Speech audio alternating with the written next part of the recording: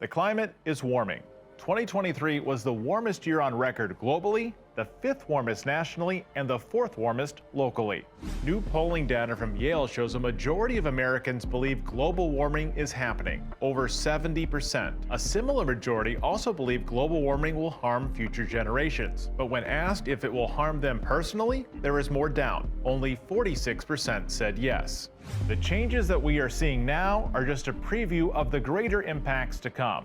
2023, while the warmest year on record now, will be one of the coolest in your lifetime.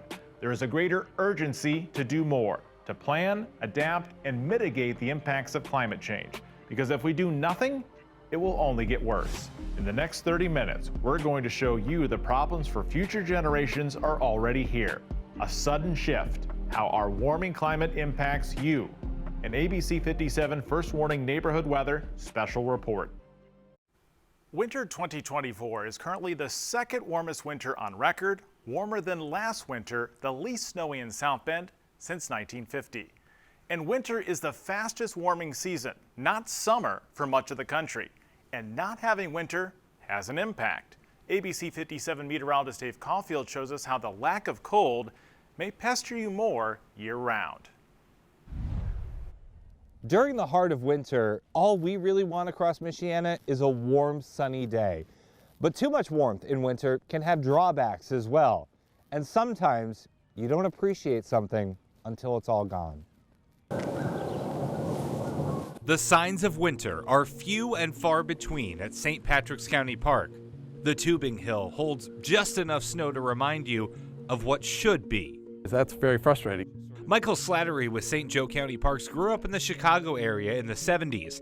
He says he's a kid of the blizzards of 77 and 78, when sledding was an everyday activity. But he's noticed a trend, less time to enjoy winter every year. So there have been 2 days where this hill has been in use. Yes. Believe it or not, that's actually an improvement from last year, when the warm weather shut down public tubing entirely at St. Pat's. It's very shocking. You want to be out, you want to be sledding and tubing, and it's not happening. Slattery says park staff and park goers are going to have to adjust to this new normal, and winter recreation will look different than in years past. That could mean keeping the canoes and kayaks out longer, using trails for hiking instead of skiing, even offering hay rides well into December. So going from a Christmas sleigh ride to a Christmas hay ride. It could be. However, warmer winters are also bringing more bugs along for the ride. We become susceptible to things that we didn't think we were susceptible to. Eric Bittinger checks for insects and other pests in plant material for the Indiana Department of Natural Resources. He says warmer winters mean bugs like ticks and mosquitoes are sticking around longer, and some pests like armyworm and bagworm are moving in too, bringing big impacts with them. Bagworm can strip those plants, can kill them. They're a landscape issue. Armyworm is a crop issue for farmers. And new invasive species that Michiana has never seen, like the infamous spotted lanternfly, are showing up as well. We look to Pennsylvania, who has had it for a number of years, and then try and extrapolate that over to what we should see here in Indiana. However, the warm winters don't always add bugs. The wild temperature swings during the season can also wipe out large swaths of insects. While that might sound appealing at first, Bittinger offers this word of warning. Insects are a very important part of the ecosystem, so having the changes in the climate and forcing those insects to adapt, it's hard on the insect populations, especially something as important as many of our pollinators. We know that winters are getting warmer across Michiana, but we don't know exactly what consequences that will bring. And the unknown is the hardest thing for experts and leisure enthusiasts alike, not knowing whether the pests will ever go away and typical wintertime activities will ever return. In St. Joe County, meteorologist Dave Caulfield with ABC 57 News. Spring means planting time in the Midwest, where agriculture is big business. Did you ever wonder why we're in the Corn Belt? Besides rich soils and the flat land, the climate of the past 100 years regularly offered good growing conditions. But what if that climate changes? More extremes in precipitation, like last June and July, are becoming more frequent. And higher temperatures will be another stressor on crops and farmers picking the right variety of seed to match. ABC 57 meteorologist Emmett Toomey shows us the changing planting zones. Agriculture is one of the most defining traits of many who live in Michiana. And yet, as our earth continues to warm, farms like Geyer Farm here in Bremen, Indiana, that support millions of Americans annually, are having their futures jeopardized by the risk of a warming climate that could have negative impacts as soon as 2050. Because regional agriculture, whether it be gardens or crop farms, depend heavily on annual temperatures, understanding the relationship between the two is critical to ensuring maximum crop yields. Enter the Plant Hardiness Zone map. If you've ever tended to a garden, you've likely seen this map on the back of a seed packet in a local nursery near you. This map can be used to determine regions where different types of perennials will thrive. The hardier a plant is, the lower the temperature it can withstand. For Michiana, we sit in zones 6 and 7, meaning you'll find lots of peonies, daylilies, or Russian sage in people's backyards. But this map is changing. Much of our area has moved from zones 5A to 6B, a zone 5 degrees warmer. And this map will likely change again as average temperatures are forecast to rise another 5 degrees or more by 2050. What does that mean for backyard gardens? I sat down with Crystal Van Pelt, a Purdue Extension educator, to find out more. A lot of backyard gardeners are starting to hear more about native plants. So these are plants that are raised in our climate, but I would recommend looking down at those more southern climates. So what are people growing in Kentucky or Tennessee? Because those are the climates we're really looking at coming up and creeping up into our area. Michigan and Indiana are also key corn growing states. We've already seen what extreme weather can do to corn crops, like in June 2015, when above average rainfall destroyed 5% of the corn crop, a $300 million loss. Current projections show the frequency of annual heavy precipitation events will increase by 2050. I talked with Clay Geyer, a Bremen corn farmer who has been in the industry for over 40 years, and what big changes he anticipates in the future because of climate change. Yeah, the last couple of years we've experienced, more drought, hotter weather, and sometimes more rain all at once, not spread out over a course of time. In the recent years, we've had a lot of tar spot, which looks like little fly specks and stuff on the leaves. These tropical diseases that we're seeing, we're learning more and more every year on how to tackle it and what time to, have it sprayed to hopefully head off any problems down the road. As plant hardiness zones shift further north, it's not just the excessive heat that farmers are worried about. The insect pressure from not having the cold winters, I think, is problematic. It is hard to overstate just how vital agriculture is to Michiana. The Indiana State Department of Agriculture reported that in 2022, Indiana was the 7th largest agricultural exporter in the nation, exporting $7.2 billion, with $1.3 billion of those dollars coming from corn alone.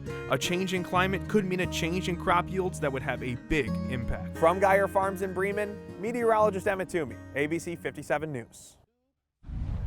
Our summers are going to get longer and hotter too. Coming up in 2 minutes, how this could make our water less safe. Plus, the local policy debate going on right now, all about investing in renewable energy. Our area is known for lakes. According to the Indiana DNR, there are more than 250 inland lakes in northern Indiana alone. Many people enjoy the lake life at some point over the summer. You probably don't think much besides, how cold's the water before you jump in? But that is starting to change. ABC 57 meteorologist Amber Twardy explains the growing water woes. It's the heart of winter, but you wouldn't know by looking at this. Open water when we would usually expect to see ice covering most lakes this time of year. Less ice now makes it easier for local waterways to achieve the warm temperatures that harmful organisms thrive in. It's the hazard hiding beneath the water surface. Blue-green algae blooming in Michiana lakes during the summer months. A few years back, about 5 years ago, we have had to close some beaches in Indiana state parks because of very large blooms. A large bloom can keep you out of the water, but it's not just about an interrupted beach day. Algae blooms have a greater chance of containing toxin-producing bacteria, and those toxins can pose serious health risks, as Jessica Filer, the interpretive naturalist for Potato Creek State Park, has seen firsthand. It does make you really itchy, it makes your stomach hurt, it can cause diarrhea if you consume it, but even worse, if it progresses, you could have breathing difficulties. However, with our pets who are attracted to eating it, they can even have seizures and die, unfortunately. But what is causing these algae blooms to blossom? bloom is much more likely to occur in warmer weather, when it's been very sunny, so there's plenty of sunlight. Gary Kolhep is the Lake Michigan unit manager with Eagle. He says as temperatures warm due to climate change, Warmer temperatures are going to result in warmer water, which makes it easier for these algae to grow. you need more than just warm water. They require nutrients like phosphorus and nitrogen to grow. And with another consequence of a warmer climate, intense rainfall extremes, more water runoff fills our waterways with fertilizers and other materials containing the nutrients necessary for blue-green algae growth. You might not have given much thought to water quality before, but it's something that's becoming more and more of an annual hazard. Kayaking through it, we've had reports of people getting dizzy because it can actually release as a gas form and people can actually inhale it. We have had dog death reports. We've had reports of like digestive issues. And the issues we're already seeing are likely to get worse. The predictions of what climate change is going to lead to would tend to favor more frequent blooms occurring. We can help to reduce the amount of nutrients going into the water by avoiding fertilizers and other materials containing phosphorus and nitrogen, but it still isn't a solution to the problem at hand. There are short-term fixes, but again, they don't last. They're very temporary. And to really make progress, it's more of a long-term thing. There are ways for us to mitigate some of the factors that contribute to the growth of blue-green algae, but our changing climate isn't something that can be fixed overnight. As temperatures warm, harmful algae blooms will become more problematic, more frequent, and something that we'll need to consider more often before taking a swim to beat the summer heat. In St. Joe County, I'm meteorologist Amber Twardy with ABC 57 News. I love fall weather, and I know I'm not alone. My favorite part is that sweet spot where I don't have to run my air conditioning or my heat. Since 1970, the average number of heating degree days has dropped significantly. A heating degree day is the measure of heating demand based on temperature. As the climate warms, your heating bill may go down. In contrast, the demand for air conditioning is expected to increase. ABC 57 meteorologist Macy Tetrick shows us if you're in the market for a new HVAC, you may want to invest more in cooling than heating in the future. Think about the times that you visited the apple orchard or the pumpkin patch in the fall recently. Have you been wearing a fall outfit like this? Or have you been wearing a more summer-like outfit like this? Chances are you've noticed that we're staying warmer for longer each autumn. While the warmer weather may seem nicer for our outdoor activities, it's putting more of a strain on our air conditioning units each fall, and that means more of a strain on the planet and our wallets. I visited Legacy Heating and Air in Elkhart. That's Dave Thomas, a project manager for the company. The Cook family, Legacy, has been in business since 1945.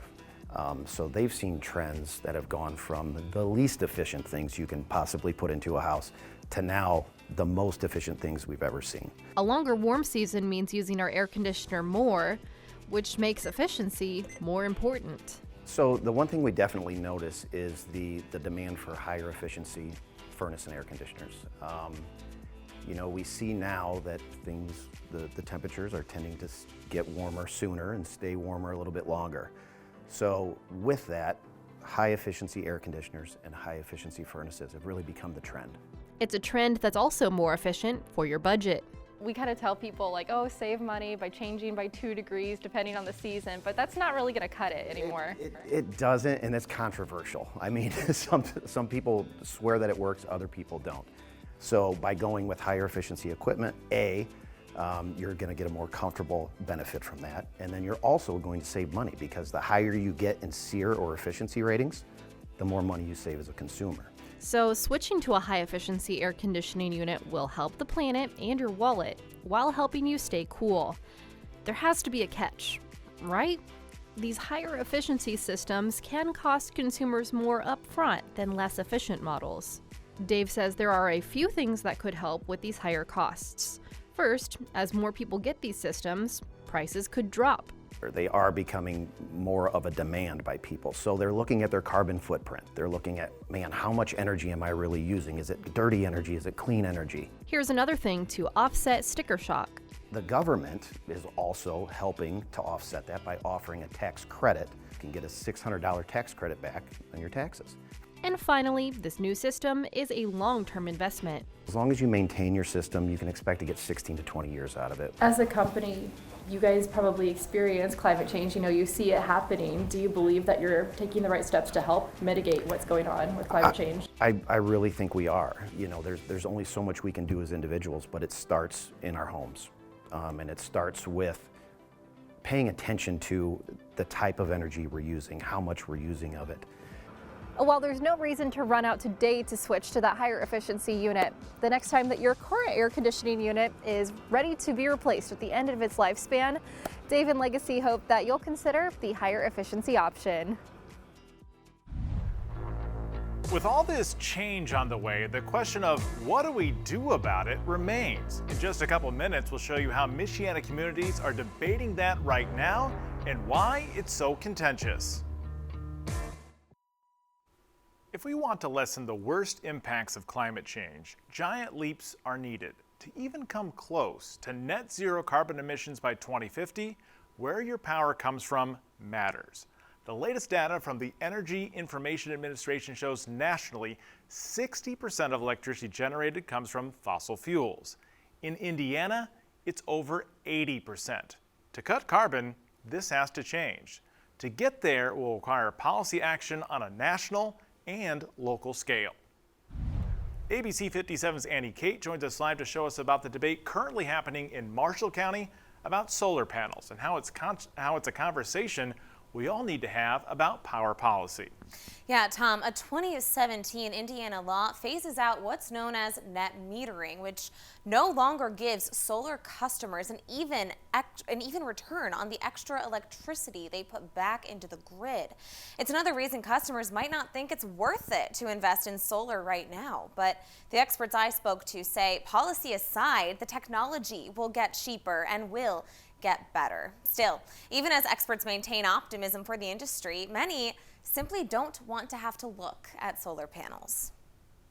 To cut emissions in a meaningful way, renewable energy infrastructure needs to grow dramatically. But how that growth happens is a big point of debate, as solar consultant Ryan Lonecker knows all too well. Indiana counties are passing new zoning ordinance as fast as possible to stop large solar farms, because the majority of their people that live in their county don't want to see them. Fields of solar panels collecting direct current electricity from the sun's rays, transitioning it to alternating current via an inverter, which then goes back into the power grid. DC-AC, what does that mean? Direct current, right? Alternating current. So that was Tesla and Edison battled back in the late 1800s. That's a whole history lesson for you. But AC won, right? So in the United States, we use AC electricity for almost everything. It's a sentiment shared by some in Marshall County, packing this commissioners' meeting, debating over whether large solar companies should be able to lease out farmland. I can appreciate property owners wanting to have solar on their land, but the issue here also has impact and consequences on those whose property borders these lands. We have more signed signatures against industrial solar than the winning candidate for mayor of Marshall County. Lonecker, who sells solar systems for homes, many with the ability to go off-grid, agrees with the sentiments against solar farms. I think the answer needs to be smaller solar on a smaller scale, and then multiply it. He says local government can incentivize this. If you look at Illinois is, I believe they're committed to that vision of more renewable energy, but they are incentivizing the homeowners and the commercial businesses. Which is what you think Michigan should be doing. I think Michigan should be doing that. I think Indiana should be doing that. But some property owners argue it's their right to do as they wish with the land they own. And if they want to lease land for solar arrays, so be it. We don't want to turn Marshall County into the biggest homeowners association there is by restricting what you can do and what you can't do. I spoke with Bruce Huber, energy law professor at the University of Notre Dame, and asked him, if we want to build out solar, should it be on the homeowner to install it on their homes? Should it be on companies to build great big farms? Yeah. Should it be a combination of both? Yeah, great question. So Probably it should be a combination of both. We have a strong tradition in this country of allowing landowners to largely decide what they do with their land. Huber says it takes a more nuanced, large-scale approach. For the build-out of renewable energy to work, he says, there needs to be some kind of backup power, whether that's hydro, nuclear, or battery. Bottom line is if you want to electrify cars, you want to electrify homes, you want to sort of shift away from fossil fuels, there's a variety of ways to make electricity, and arriving at the best mix, I think, is going to, as I said before, take some experimentation and some trial and error. The local debate continues, but it's also happening all over. In fact, in Michigan, lawmakers have a 100% clean energy goal by 2040. And to meet this goal, they voted to be able to override smaller entities when zoning for wind and solar. Now, compare that with Indiana, favoring utility companies and abolishing net metering for customers. Still, municipalities like the city of South Bend continue to offer their own incentives for those looking to go solar. Tom? Yeah, thank you, Annie. It's a debate we never had before, but we are having now. Well, all the data that comes from weather stations, satellites, and buoys are archived into the climate record, so we can analyze the significance of all the highs and lows, the hottest and the coldest, the wettest and the driest. Research meteorologist Jared Rennie works with this data daily. I asked him one important question. Is it too late? I know this seems like a simple question, but is it too late? I don't think it's too late. I think, we have to be optimistic about things. We also have to remember that climate change is going to impact people differently. People with air conditioning and good housing and good locations, they might be better off than other people that in lower socioeconomic areas. But it's not too late. There are ways to sort of adapt to this. We can build infrastructure that can help withstand all these types of disasters. From the federal government perspective, we've gotten funding from both the bipartisan infrastructure law and the Inflation Reduction Act to help mitigate and adapt to climate change. So there are ways to think about this, but we have to really think about it over the next 10 to 20 years. Now you can watch a web-exclusive deep dive into the data with Jared and myself. We talk more about extremes in rainfall, drought, and flooding on abc57.com. Well, thanks for watching this special report, Sudden Shift, how our warming climate impacts you. Beyond the numbers, the climate shift is already happening before our eyes.